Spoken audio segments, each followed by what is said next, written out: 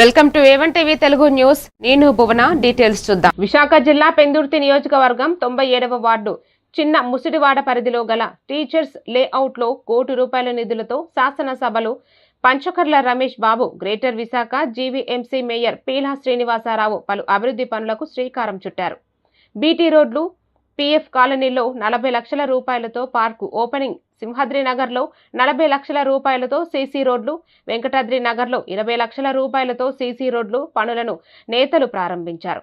ఈ కార్యక్రమంలో standing committee సభ్యులు Vasantha Shankarrao, zonal commissioner Shankarrao, EE Dilip, AE Parvathi తదితరులు పాల్గొన్నారు. పేరు పేరున ధన్యవాదాలు తెలియజేసుకుంటున్నాను.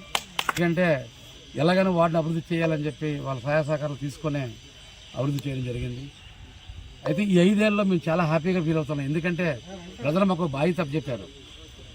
ఎందుకంటే 2007లో కూడా మేము 70వ వార్డు కార్పొరేటర్ ఉండేటప్పుడు కూడా ఆ రోజు మేము సుమారు 70వ వార్డు ₹35 కోట్ల వాటిని అభివృద్ధి చేయడం, అలాగే మొన్న 97వ వార్డు మన కార్పొరేటర్ గెలిచిన తర్వాత కూడా ఈరోజు ₹50 కోట్ల అభివృద్ధి చేయడం జరిగింది.